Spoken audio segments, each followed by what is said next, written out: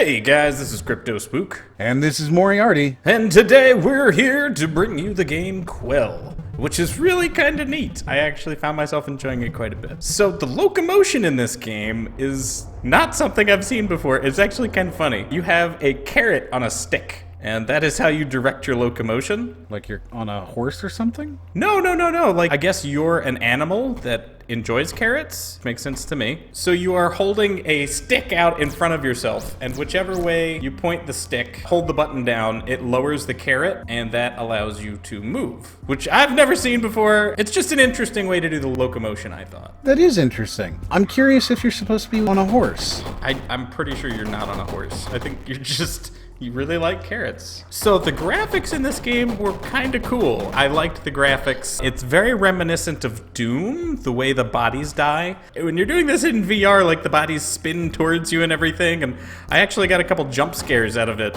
doing this. Now, when you say it's like Doom, you mean that they're sprites? Yeah, they're sprites. They just kind of lay down on the floor. Yeah, they're 2D sprites. I see. It's very cool playing, though. The graphics are very basic, but they don't detract from the game itself. In fact, I would say they enhance it, because it doesn't make you focus on the details of what's going on around you.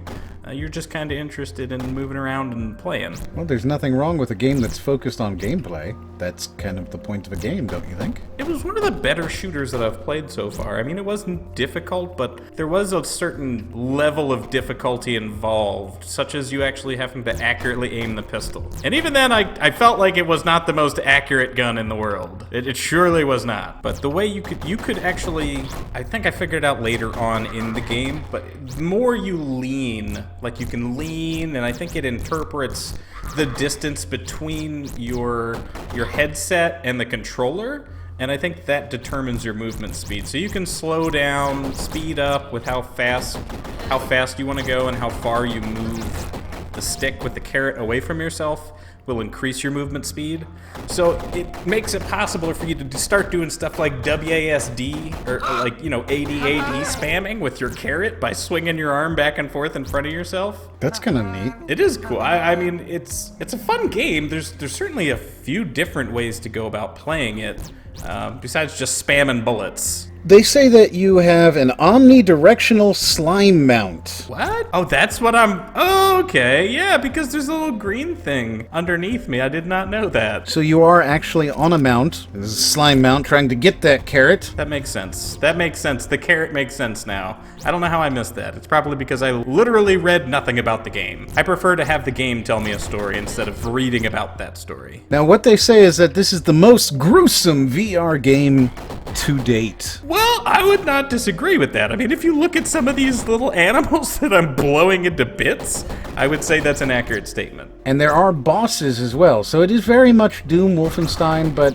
VR. And that is the distinct feeling I got, was Doom/Wolfenstein. That's such a great game to have. It was such a fun game to play back in the day, updated for modern gaming, modern technology. That sounds like a perfect fit to VR for me. Yep. This is the VR FPS you thought of when you fantasized about VR back in 1996. You think? I guess that could be. I don't really think I had any idea of VR back in 1996. Oh, I don't know. I remember going into Arcades? like the mall. Actual arcades? Yeah. Yeah, the actual arcade, and they would have the little big bulky thing you sat in, and it was Doom, usually. I don't actually remember ever playing a Doom arcade game. Pretty sure it was always Doom in those VRs. I seem to remember a lot of red lines everywhere, but that might just be the Virtual Boy I'm thinking of. I think you are thinking of the Virtual Boy. So your character's name is Murderman.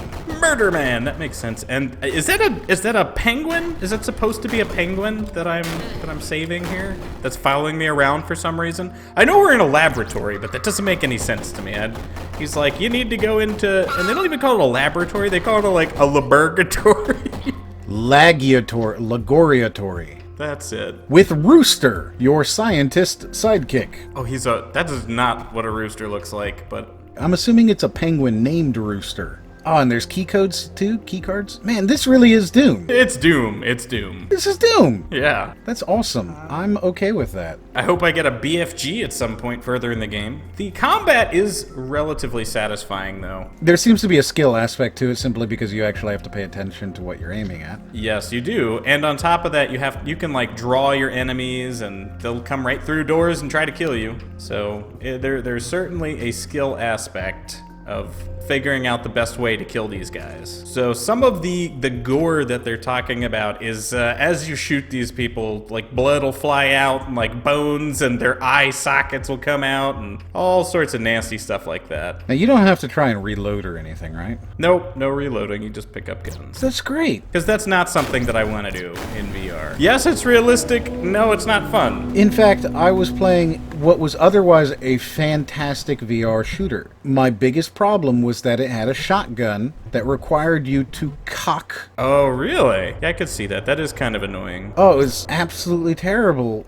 Just that aspect, to the point where I would walk past and not pick up any shotguns. I just wouldn't pick them up. I'd say, you know what? It's not worth it to me to have to deal with this particular aspect of the game. So I appreciate that they got rid of that. Reloading is difficult, and it's something that you do have to be cautious of in real life. However, I'm not in real life. I'm in virtual reality trying to enjoy a video game. Right, yeah, absolutely. And you know what? This seems like fun. It is. The movement doesn't even seem to be all that bad because you control it with your hands, which is big for me. And on top of that, you control it with your entire body because you have to stick your arm out there and then pull a trigger. So you're already leaning towards that direction. You know what the sound effects remind me of? What? Not a Hero. I don't know that I know what you're talking about. It's a game you wouldn't have played because it's a game and you don't play games. No, I don't like games. It has a similar sound effect aesthetic to that in my head. So good thing, bad thing, other thing, indifferent. Just another thing. It just kind of has that sound. In Not a Hero,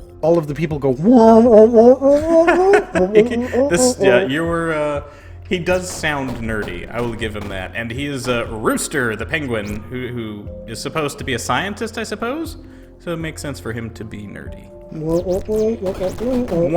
wah, wah. Just like Charlie Brown. Charlie Brown. And kiting is an absolute thing here, where you kind of just peek your head in, get them to notice you, and then pop yourself back out and wait for them to come to you and just annihilate them with your shotgun around a corner. You can walk up to a corner, stick your gun around the corner, and blow their brain out. It's not the easiest thing to do, and I think they don't actually want you to do that because sometimes when I tried that, they wouldn't let me pull the trigger. You also can't jump whatsoever. Even off ledges, you have to use the stairs. That's a critical part of the game. If you were to be able to jump, then lots of these levels wouldn't make sense. You know what I find myself thinking? Is that this is a real game for VR. It is, and in fact, they talk about there being over 5.5 hours of gameplay in this game. This feels like an actual game. It is one of the longer titles. I say that because being that we play a lot of VR titles, and we really do, we play a lot of them, and we don't always make videos of them because it doesn't make sense to, or because it's not actually a game, which happens more frequently than you might expect. Most of the time when you're dealing with VR titles, they are a 5-minute experience, they're a tech demo, they're not a game in the sense that it's something that you can play for a period of time and enjoy, and it has a story, and it has all that stuff that you just kind of expect from a game that wouldn't have been on VR. By the way, there is an actual game and a story in this. One thing I didn't like about it was the fact that after every level they return you to the main menu and you have to hit start again. I don't really understand that. Maybe that's just poor programming on their part, but I think if I'm progressing through the story, don't kick me back to the menu. That's an option for me to stop playing your game. You should not want me to stop playing your game. Maybe it's so that you had a time to think about, oh, I'm ready to quit? I don't know. I don't understand it. I found it more annoying that I had to go through another load scene to do this. Did not enjoy that part of it. I think that's something that could be taken out. If I'm progressing through the single player campaign, let me keep playing the campaign, man. I just went up an elevator. Take me to the next level, not to a menu. How did you feel about the aiming? Aiming was way off. I feel like it was way off a lot of the times. Even when I'm looking down the sights and I'm like, this is how a pistol should be aimed right now to hit this thing. Now, it seems off in the video because I aim with my right eye. So it always looks like, oh, he doesn't have have the sights right on this, but keep in mind there's two different screens going on in the Vive, so the pistol is aimed accurately, trust me. But a lot of this had more to do with intuitive aim than actual aim, because even when I had the sights of the pistol dead on exactly who it should hit, I wound up taking more than one shot to blow something up. I like the art style of all the characters and everything. I worry that the world is a little bit too bland, especially in VR. It doesn't wind up feeling that way, and I think it's good that it is this bland because there's a lot of enemies and they are skilled. They will kill the crap out of you, absolutely murder you and wreck your day, and they send lots of them at you at the same time. I think that if they had made the level design more flashy, it would probably distract from the gameplay, and that's not something that I want. There's strange stuff about it, like for instance, the floors on all of these levels, most of the floors were 1 pixel thick. That doesn't make any sense, but that's just the way it is, and as you're playing, it doesn't bother you whatsoever, but maybe later you're looking at it and you would think something like that. But they did try to spice up the levels and make it so that they're not just, one blank wall after another. They tried to add some atmosphere to the game by putting in like payphones and cracks in the wall and stuff like that. So they didn't do nothing. They made an attempt, and I would say that it was not a particularly good attempt. If they did something like meshes on the walls instead of just having a static object for the wall, it might look a lot better. Going back to my point about the elevator and kicking you back to the lobby, so you lose your guns after every level 2, which I didn't like. So once you hit that elevator, you lose the guns you had. That's not a static story progression. Why did I lose my guns? It doesn't make sense. And all these guns that these people are dropping, I can't pick up. So altogether, what do you think? It's not a bad game. It's certainly fun to play, and at 5.5 hours, that's probably one of the longest experiences in VR that I've heard of yet. How much does it cost? $19.99. At 5.5 hours, it's arguable that could be a good value for the game, but given the low detail in the game itself, I mean, yeah, the art style's nice, but at the same time, it's also, I don't know. I don't think it's $19.99 nice. There's a whole lot of VR games that are going to charge you $19.99 for a 10-minute tech demo. And I certainly don't think they're worth $19.99 either. How many times have I hit the refund button on Steam because the game didn't have any content?